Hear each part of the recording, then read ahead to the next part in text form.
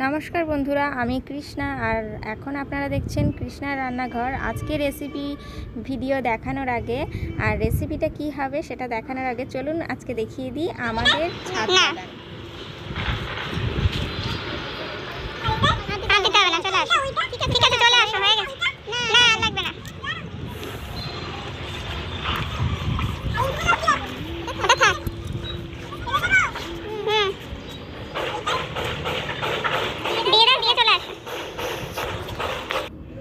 ঈশান ছাদে জল দেওয়ার জন্য ভীষণই ব্যস্ত ছিল।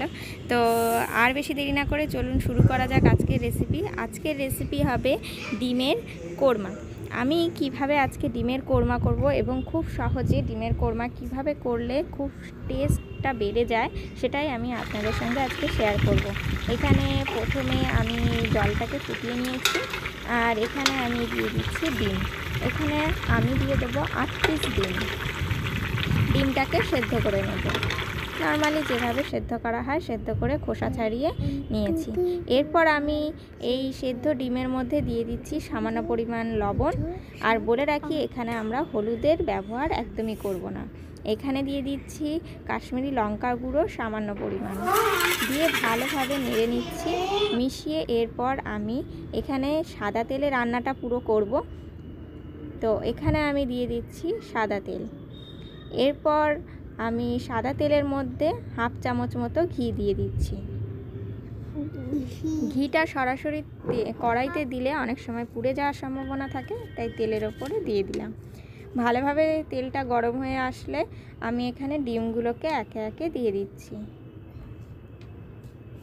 ডিমগুলো খুব বেশি ভাজা ভাজা করব না, হালকা একটু নেড়ে তুলে নেব।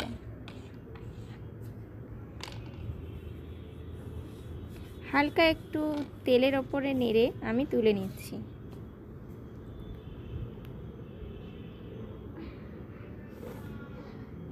তো এরপর যে তেলটা রয়েছে এতে আমি ফোড়ন দিয়ে দেব।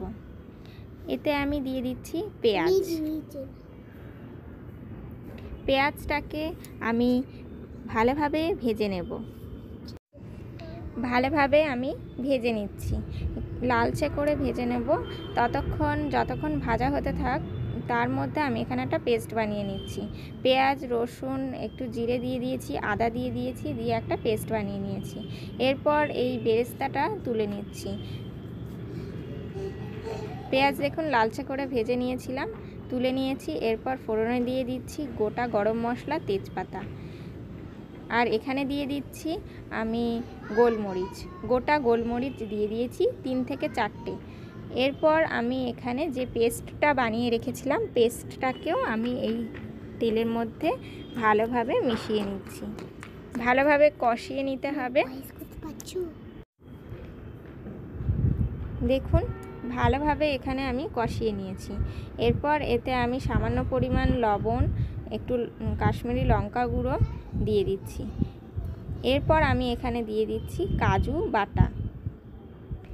এখানে আমি কাজু আর কিশমিশটাকে বেটে নিয়েছি, সেই পেস্টটাকে দিয়ে দিচ্ছি। 4 থেকে 5টা কাজু দিয়ে আর 4 থেকে 5টা কিশমিশ দিয়ে একসঙ্গে একটা পেস্ট বানিয়ে নিয়েছিলাম। তো এরপর ভালোভাবে মশলাটাকে কষিয়ে নিয়ে যে হালকা ভেজে রাখা সেদ্ধ ডিমগুলো সেগুলোকে আমি এই মশলার মধ্যে দিয়ে দিচ্ছি। দিয়ে খুবই সহজ রান্নাটা, একটু নেড়ে নিতে হবে। রান্নাটায় কিন্তু দেখুন কোনো রকম হলুদ কিন্তু ব্যবহার করিনি, আর রান্নাটায় কোনো রকম জল দেওয়া হবে না, সম্পূর্ণ দুধ দিয়ে। তো এরপর আমি সামান্য পরিমাণ এক বাটি মতন দুধ নিয়ে দিয়ে দিলাম। মশলাটা ভালো করে কষানো হয়েছে কিনা সেটা দেখে নিতে হবে। যদি ভালোভাবে কষানো হয়ে যায় তবে তেল ছাড়া ছাড়া ভাব হয়ে যায়, তো তখন দুধটা দিয়ে আর একটু 10 থেকে 15 মিনিট ফুটিয়ে কাঁচা লঙ্কা আর গরম মশলা আর সামান্য পরিমাণ ঘি দিয়ে একটু নেড়ে চেড়ে নামিয়ে নিতে হবে। আর নামানোর আগে এখানে দিয়ে দিতে হবে, এরপর এখানে আমি যে পেঁয়াজের বেরেস্তাটা করে রেখেছিলাম সেটাকে দিয়ে একটু সাজিয়ে ভালোভাবে নেড়ে চেড়ে আর সামান্য পরিমাণ তুলে রেখে আমি এখানে এবার নামিয়ে নেব। নামিয়ে এবার সার্ভ করে দেব। দেখুন দেখতেও যেমন সুন্দর হয় আর খেতেও কিন্তু খুবই ভালো হয়। আপনারাও বাড়িতে এইভাবে ট্রাই করে দেখবেন, ছুটির দিনে হোক বা যে কোনো দিনে আপনারা খুব সহজে বানিয়ে ফেলতে পারবেন নির্ঝঞ্ঝাটে। কোনো রকম কিন্তু টাইমের যে অনেক বেশি লাগে সেটাও নয়, খুব অল্প সময়ের মধ্যেই এই রেসিপিটা করা যায়। তো আপনারা দেখলেনই, আর এইভাবে আপনারা বাড়িতেও বানিয়ে দেখবেন আর খেয়ে অবশ্যই আমাকে কমেন্ট করে বলবেন রেসিপিটা কেমন হয়েছে। তো দেখা হবে আরেকটি নতুন কোনো রেসিপি ভিডিও নিয়ে আমার এই চ্যানেলেই। তো এরকম নিত্য নতুন ভিডিও পেতে চ্যানেলটিকে অবশ্যই সাবস্ক্রাইব করে পাশে থাকা বেল আইকনটা প্রেস করে দেবেন। দেখা হবে আরও নতুন নতুন রেসিপি ভিডিও নিয়ে।